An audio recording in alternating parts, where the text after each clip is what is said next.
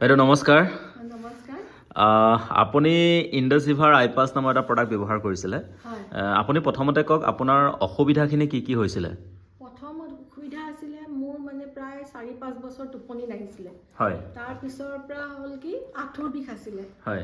আঁঠুৰ বিষটো আপোনাৰ মানে 24 আগষ্টৰ পৰা মই মানে আগষ্ট মাহৰ পৰা মই মানে আইপালছ খাবলৈ ল'লোঁ। হয়। আইপালছ খোৱা 10 দিন খুব বেছি এসপ্তাহ বা 10 দিনৰ পিছতে দেখিছোঁ মোৰ মানে বহুত আঁঠুৰ বিষটো আৰাম পাইছোঁ। হয়। আৰু লগতে মোৰ টোপনিটো আহিছে। হয়। টোপনি অহাৰ লগতে আৰু মোৰ গাটো বহুত ফ্ৰী লাগে।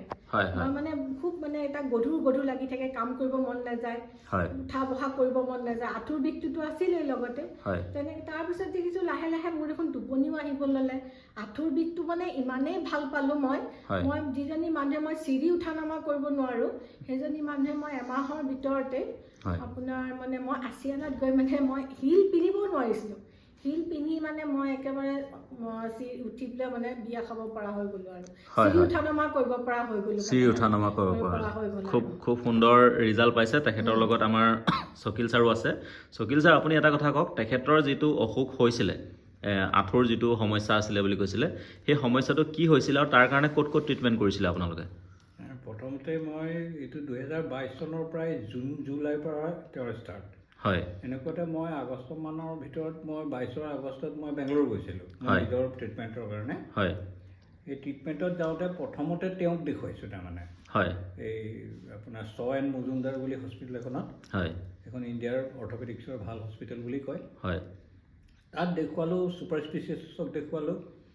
তাৰপিছতে তাতো পূৰা হোল বডি চেকআপ কৰিলে। হয়। তাৰপিছত চব ৰিপৰ্টো পালোঁ। তাৰপিছত তাত দৰৱ পাতি খালে। দৰৱ পাতি খোৱাৰ পিছতো কিন্তু তেওঁ কিয়ৰ নহ'লে। বাই ডেট টাইম প্ৰায় নৱেম্বৰ আমি অপাৰেশ্যন কৰি আমি যোৰহাটলৈ ঘূৰি আহিলোঁ। হয়। নৱেম্বৰ মাহটো থাকিলে, ডিচেম্বৰ মাহটো থাকিলে, জানুৱাৰী মাহৰ পৰা তেখেতে মুথুৰেন্দ্ৰ ভট্টক দেখুৱালে প্ৰথম। হয়। মুথুৰেন্দ্ৰ ভট্টৰ প্ৰায় 8-9 মাহমান ট্ৰিটমেণ্ট কৰিলে। হয়। তাৰপিছত তেতিয়া তাতো ভাল নাপাই পেলাই ভাস্কৰ ভাগৱতী ছাৰৰ ওচৰত গ'ল। হয়। ভাস্কৰ ভাগৱতী ছাৰৰ ওচৰতো ট্ৰিটমেণ্টখিনি ল'লে আৰু তেওঁ যেনেকৈ দৰৱ পাতি দিছিলে, এক্সাৰচাইজ দিছিলে, সেইবিলাক কৰিছিলে। হয়। কিন্তু সেইটো ফৰ টেম্পৰী আছিলে। অলপ দিন ভাল পাইছিলে, আকৌ ওলাইছিলে। হয়। গতিকে ফাইনেলি আগষ্ট মাহৰ 28 তাৰিখৰ পৰা তেখেতে আইপালছটো খাব ধৰিলে। হয়। আৰু সেইটো আমাক এজন আপোনালোকৰ ৰমেন বৰা ছাৰে আমাক আনি দিছিলে। হয়। আৰু সেইটো চিম্পলি আপুনি ব্লাইণ্ডলি খাইছে, একো নজনাকৈ খালোঁ তাৰমানে। হয়।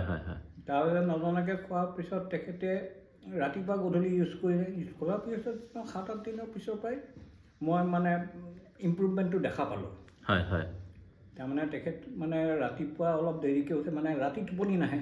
টোপনি নোহোৱাৰ কাৰণে ৰাতিপুৱা অকণ দেৰি হৈ উঠোতে। তাৰপিছত তেওঁ দেখোন ৰাতিপুৱা সোনকালে উঠিব পৰা হ'ল। তাৰপিছত লাহে লাহে প্ৰায় 15-20 দিন মানে এটা আইপালছ খতম কৰিয়ে তেখেতক বহুতখিনি ৰিলিফ হ'ল। হয়। তেতিয়া ওপৰলৈ উঠা নমা কৰিব পাৰিলে। হয়। এইটো সঁচাকৈ এটা ৱণ্ডাৰফুল ড্ৰিংক বুলি ক'ব লাগিব। হয়। কাৰণ ইয়াক খাই পেলাই তেখেতে 2 বছৰৰ তেওঁ যোনটো যন্ত্ৰণা সেইটোৰ উপশম হ'ল। হয়। মেইনলি প্ৰব্লেমটো কি হৈছিলে তেখেতৰ? তেখেতৰ টোপনি নাহিছিলে। হয়। নাৰ্ভৰ প্ৰব্লেমো আছিলে। হয়। আঁঠুৰ যিটো সমস্যা এইটো কি হৈছিলে? আঁঠুটো আপোনাৰ সোঁআঁঠুটো। হয়। সোঁআঁঠুটো ফুলি পেলাই একদম ৰঙা হৈ যায়। হয়। আৰু তেওঁ তেতিয়া সেইটো মুভমেণ্ট কৰিব নোৱাৰে। হয়। তাৰপিছতে সেইটো ডক্টৰক দেখুৱাটো ফৰ দ্যাট টাইমিং ইনজেকশ্যন দি পেলাই মানে হেৰি কৰি ৰাখে। হয়। কিন্তু দৰৱো খাইছিলে, ফিজিঅ'থেৰাপিও কৰিলে। হয়। কিন্তু তেওঁ বৰ উপশম নহ'লে তাৰমানে। হয়। কমপ্লিট কিয়ৰ নহ'লে। হয়। কিন্তু এই বস্তুটো আজি 1.5 বছৰ 2 বছৰ ভোগাৰ পিছত এই প্ৰডাক্টটোৰ লগত আমাৰ চিনাকি হ'ল। হয়। আৰু সেইটোৱে আমি ভগৱানক ধন্যবাদ দিওঁ। হয়। আৰু যেনেকুৱা এজন মানুহ পঠিয়ালে আমাৰ ওচৰলৈ। হয়। গতিকে তাৰ যোগেদি মানে তেখেতে মানে বহুত ভাল পালে। হয়। ধন্যবাদ। আপোনালোকৰ কথাখিনি শ্বেয়াৰ কৰাৰ কাৰণে ধন্যবাদ থাকিল।